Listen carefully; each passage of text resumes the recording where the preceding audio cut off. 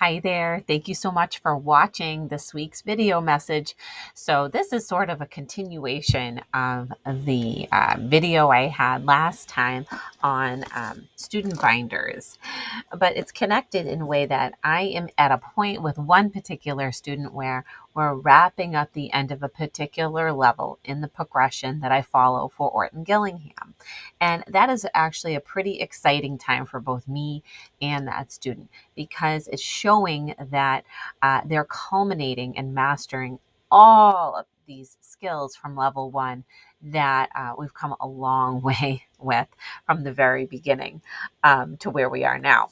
So, of course, we have the student binder filled with all of the work that this child has done. And at that point, when I know I'm ready to give the post assessment for level one, what I like to do is take a couple of lessons to do just strictly some review. And when I plan that review of level one, whoops, my watch just spoke to me and it couldn't help me. I don't know why. But as I was just saying, so what I like to do during these cumulative review lessons is look back at my level one goals.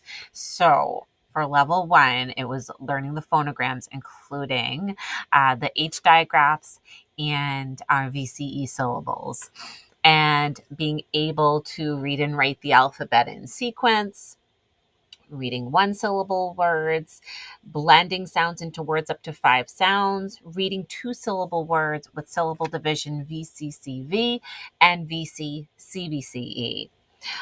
Spelling with words with up to 5 sounds, 2 syllable words with unlike medial sounds like nutmeg, applying the floss rule. Knowing some syllable type divisions, like knowing what a closed syllable is and knowing what a silent E syllable is, and being able to talk about definitions like consonant, vowel, syllable, digraph, um, blend, things like that. Some of the learned words for level one, just a small group of those, and then strategies.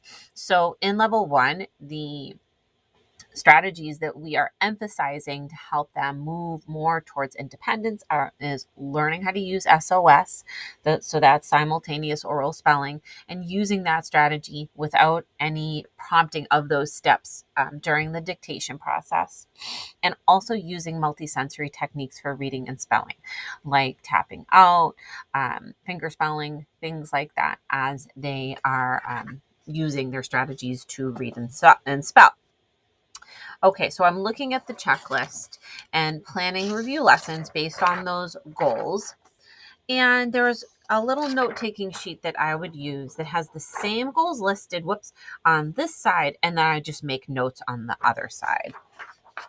And once I have done those review lessons, and I try to make them like just whiteboard practice or with magnetic letters in one of those Wilson folders, make them into games, things like that. I really am very careful to see if there's any missing pieces that I need to go back and just make sure things are really solidified there. And then once I've done those review lessons, then it's time to administer the post test. So it's the post test is a lot like the level one goals. So there are oral portions of the post test, and all of the steps are listed here. And then there are written portions of the post test, which is a lot like just a big dictation that you would give a student. So all of those steps are listed, and there's also a reading portion included of words that would be from level one. So words and sentences. I would also include a small list of nonsense words that are level one appropriate, as well as a couple of 2-syllable words that I would ask the student to code and divide for me, just to make sure that they had mastered and shown mastery. They can demonstrate that within that level one post test. additional assessments that you may want to consider. Besides this level 1 post test. Some people like to re-administer the past. Some people like to maybe use dibbles, Acadians. Some people like to even include a little reading comprehension.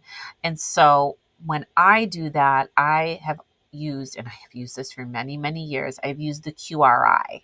So I really, really think that that is just such a valuable tool and reveals a lot about what's going on with their the comprehension portion of their reading. Those passages are not controlled, but based on the level 1 work, I can make a judgment on which passage I would choose from which grade level. And so that is just a very brief snapshot of how I'll wrap up level 1.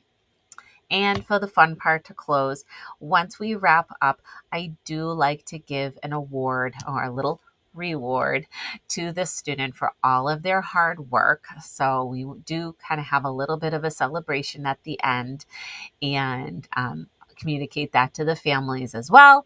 And then there's no time to quit there. We just move right on to level 2. And that's a very exciting level. So we'll talk about that another time. Thank you so much today for watching. You can see all of the videos in the Literacy Nest video vault, or you can subscribe to my YouTube channel for the Literacy Nest, and I will see you next time.